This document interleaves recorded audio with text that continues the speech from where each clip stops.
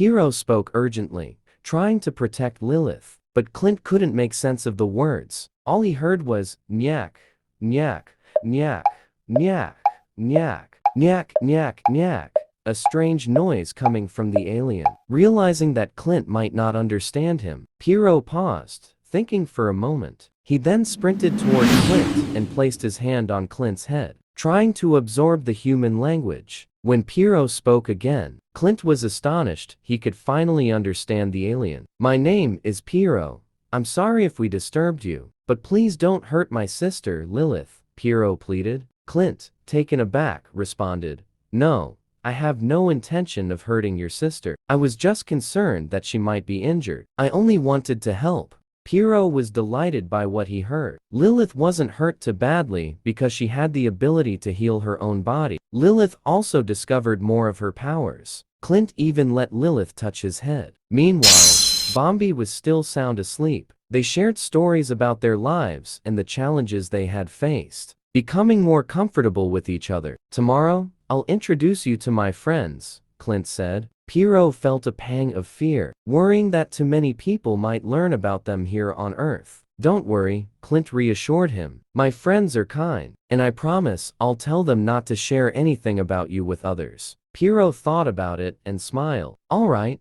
we'd like to meet them tomorrow," he said. Lilith nodded in agreement. The next day, Bombi woke up and was surprised to find Clint watching him. Startled, Bombi leaped high into the air, away from Clint.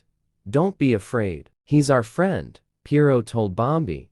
"Can we really trust him?" Bombi asked. "Yes," Piero replied. Bombi then spoke to Clint. "Nyak, nyak, nyak, Nile, nyak, nyak, nyak, nyak, nyak, nyak," Bombi said to Clint. Clint just smiled, unable to understand what Bombi was saying. "Touch Clint's head," Piero suggested to Bombi. "All right," Bombi agreed. Bombi touched Clint's head to learn the human language. "Now that you're our friend, can you give us some food?" Bombi asked Clint. Clint laughed and said, "You can eat whatever we have here. We don't have much, but we can share it." Bombi was pleased to hear this. Meanwhile, in the town of Mushroom, the elder mage and Piero's mother were captured by the ogres. The ogres continued their search for the Diamond of Life, but they couldn't find it. They had nearly destroyed the entire town of Mushroom in the process. One of the leader's men arrived and reported, "Chief, a few days ago, I saw a spaceship fly off into space. Why are you only telling me this now?" The ogre leader responded angrily. They then dragged the elder mage and forced him to reveal the spaceship's destination. The elder mage remained silent. To make him talk, the ogres subjected him to torture. "Enough," said Piero's mother softly. The ogres simply laughed and continued torturing the elder mage. After several hours, the elder mage was on the verge of collapse, but the torture didn't stop. Piero's mother, filled with pity, watched helplessly. In her heart,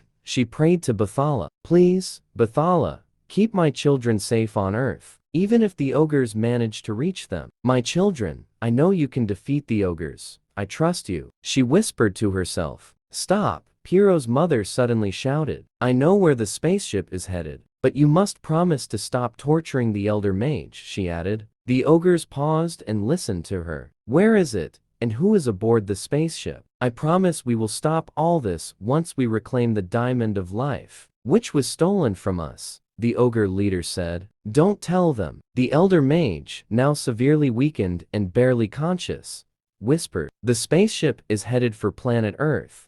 The Diamond of Life is there." Piero's mother confessed. "How can we believe you?" the ogre leader questioned. "My children are aboard the spaceship. They have the Diamond of Life," Piero's mother replied. Now, believing her children had the strength to face the ogres on Earth, before they were captured by the ogres, the elder mage told Piero's mother, "There is another spaceship, larger than the one your children used. Go there and bring everyone you can fit onto that ship." Piero's mother remembered those words and came up with a plan. She knew there was a way to defeat the ogres on Earth. That spaceship could only carry a limited number of ogres. So if only a few of them could reach Earth, they would surely be defeated by Piero and the others. My children are smart, so I trust them, Piero's mother thought to herself. To make the ogres believe her, Piero's mother said, "Ogre, there is another hidden spaceship that you can use to go to Earth. Why are you betraying your own children to us? Is this a trap?"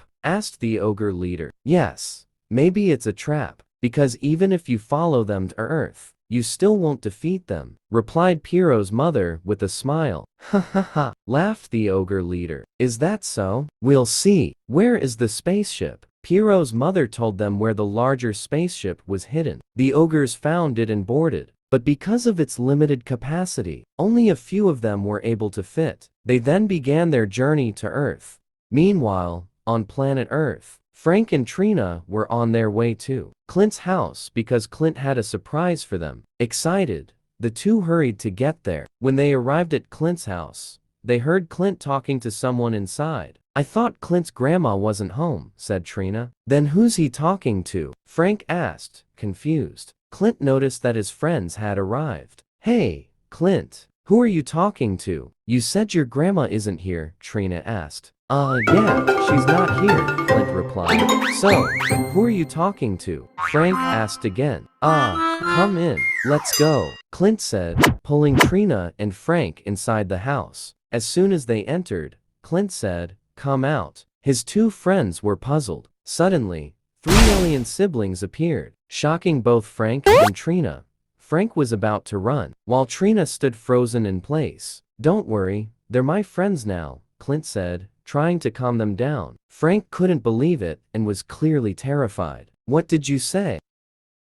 "They're your friends?" Frank stammered. "Yeah, this is Piero, Bombi, and Lilith. They're like us, our alien versions." "Ha ha ha," Clint said, with a laugh. Trina believed Clint, but Frank was still shaking with fear. While Clint and Trina started talking to the alien siblings, Frank stayed at a distance. Bombi noticed this and decided to play a prank on him. Frank didn't realize Bombi had gotten close to him. "Boo!" Bombi shouted, startling Frank. Frank screamed and ran outside the door. "Ha ha ha!" Bombi laughed, and soon everyone, including Clint and Trina, joined in laughing at Frank. Clint talked to Frank, convincing him not to be scared anymore. Although still fearful, Frank agreed to interact with the aliens. Eventually, Frank got used to the alien siblings and started feeling more comfortable around them. The next day, the friends met again at the park. Along with their new alien friends, they played games, and the 3 aliens even shared their powers, which amazed Frank, Trina,